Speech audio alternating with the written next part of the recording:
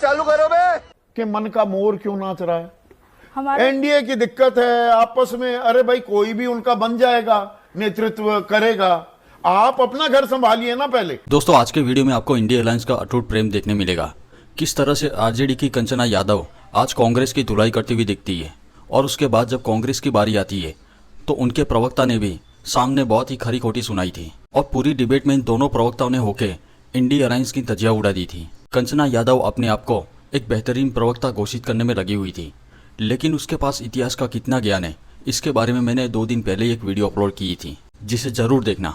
यहाँ आज के डिबेट में एंकर ने भी इन दोनों की बातों पर बहुत मजे लिए थे। वीडियो आपको बहुत ही पसंद आने वाला है, तो वीडियो को अंत तक जरूर देखें और अपना ओपिनियन कमेंट में जरूर लिखें। और इस तरह की मजेदार वीडियो देखने के लिए वीडियो को लाइक और चैनल को सब्सक्राइब करना बिल्कुल ना भूलें। नहीं, हमारे मन में उनको लेकर कोई मोर नहीं नाच रहा संदीप जी। पहली बात, नायब सिंह सैनी जी को लगता है कि खट्टर जी की 4 तारीफें करके मोदी जी जैसे उनकी कुर्सी छीन लिए, वैसे लाडला मुख्यमंत्री कह के नीतीश जी को उनकी कुर्सी छीन लेंगे। क्या बात कर रहे हैं?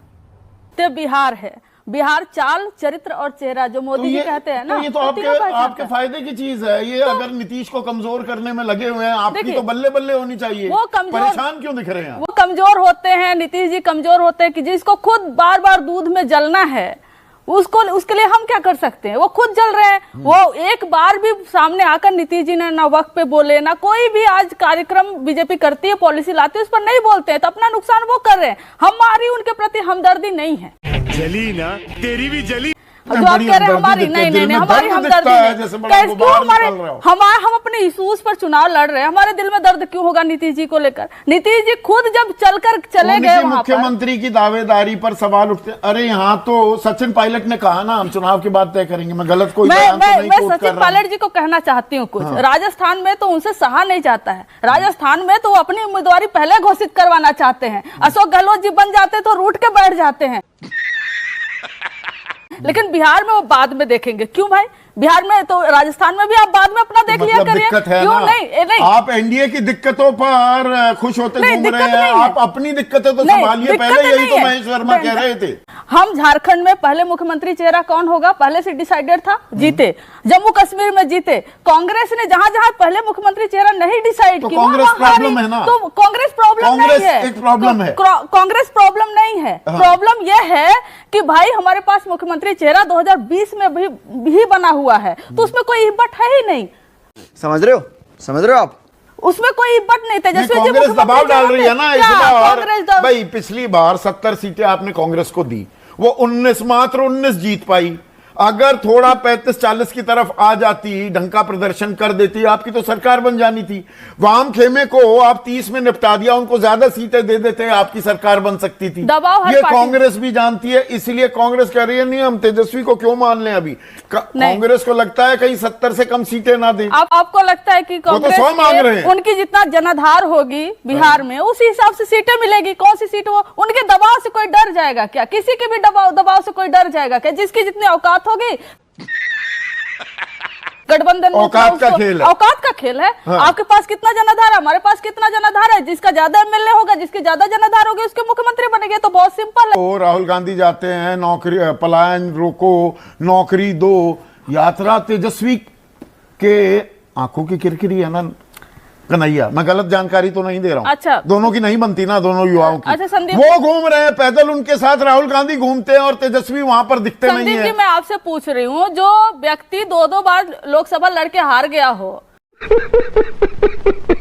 और उसे तेजस्वी जी वो आंखों की किरकिरी होंगे क्या? उनके क्या औकात है कन्हैया कुमार की? मैं आपसे पूछ रही हूँ। आप ये देखिए फिर औकात आपने दूसरी बार कांग्रेस की भी औकात पूछ ली और बोल रहे हैं ना, और कन्हैया की औकात भी आपने। लीडर ऑफ अपोजिशन है Tejashwi ji, leader of opposition है, डिप्टी चीफ मिनिस्टर रहे, और एक ऐसे लड़के से डर जाएंगे क्या जो 2-2 बार लोकसभा? अरे मेरा क्या है? मेरा सीधा सवाल ये है ना सवाल है ना आपका सीधा, वो आपको लगे उल्टा। मैं तो सीधा सवाल पूछता हूँ भाई, साथ में अगर आप हो, आप इंडिया गठबंधन के अटूट हिस्सा हो, तो तेजस्वी को भी होना चाहिए इस यात्रा में, जैसे राहुल गए 7 अप्रैल को। बात तो सही है।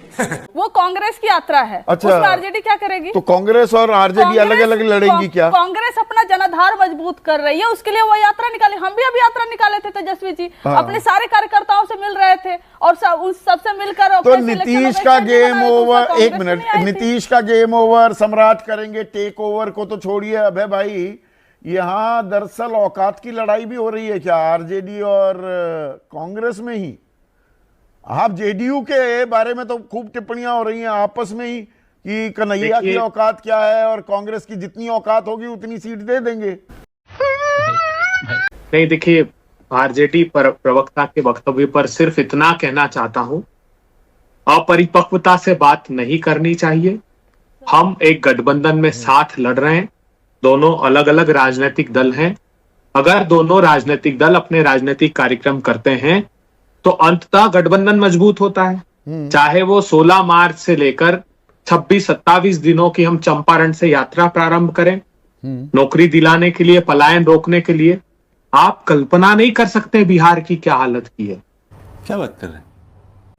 3,45,00,000 मजदूर हैं, जिसमें से 2,90,00,000 रजिस्टर्ड है, जिनकी आमदनी की बात आप सुनेंगे तो आपके पैरों के तले जमीन खसक जाएगी। तब हमने ये निर्णय लिया और इतना बड़ा प्रतिसाद मिला।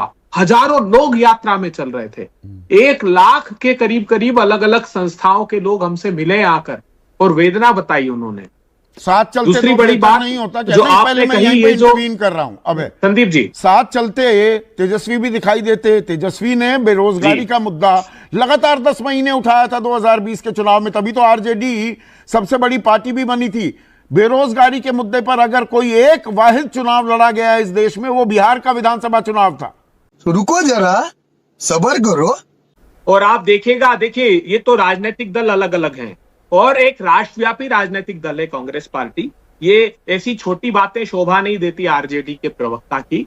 हमने कोई किसी से सीट, क्या बात करते हैं आप? नहीं, वो भी रिस्पॉन्ड करना चाहेंगी। आपने 3 बार रिस्पॉन्ड किया है। नहीं तो ये आपका क्या समन्वय है, उसकी एक ताजा तरीन तस्वीर दिखाई दे रही है। गठबंधन होता है नहीं, हम सीरियस, हम गंभीरता से ये बात करेंगे कि ऐसे प्रवक्ता कम से कम आप या तो इनको हटाइए। तो ये राष्ट्रीय प्रवक्ता है की और बड़ी पार्टी बिहार में ना बिहार में आरजेडी है, वो उनकी राष्ट्रीय प्रवक्ता है, अधिकृत प्रवक्ता है। एक बात बताइए, आपके कहने पे हमें निकाला जाएगा? दादागिरी दिखाएंगे आप? और आपके नेता आकर कहे कि नहीं नहीं हम बाद में तय करेंगे। हमने जवाब दिया उनसे, तो भाई सहा नहीं जाता, रहा नहीं जाता, वो तो रूठ जाते हैं। भाई 8-9 महीने हैं तो उस पर हमने जवाब दिया। बाकी आप प्रोग्राम कर रहे हैं, आप करिए। आप कांग्रेस का प्रोग्राम हो रहा है तो आप करिए, लेकिन आप जो बार बार ना जाइए कंप्लेन कर दीजिए। आप लोग बड़ी कंप्लेन, आपके कांग्रेस में जाकर कंप्लेन करते तो कांग्रेस सुधर गई होती है। आरजेडी का ना ठेका आप तो मत ही लेकर रखिए। अब दुबे जी, ठीक है, हमारे नेता ये चैनल देख रहे होंगे और डेली देखते हैं, उनको मालूम है मैं क्या बोलती हूँ। और सबसे समझदार प्रवक्ता वो कहते हैं हमें। आपको सर्टिफिकेट देने की मुझे जरूरत नहीं है। अब दुबे जी, आप जाकर सर्टिफिकेट अपने पार्टी से लीजिए और अपनी पार्टी में देखिए। आप उनको रिस्पॉन्ड करने दीजिए। ये सर्टिफिकेट देंगे, 1 मिनट, कंप्लेन करेंगे हमारी, हमसे निकलवाएंगे।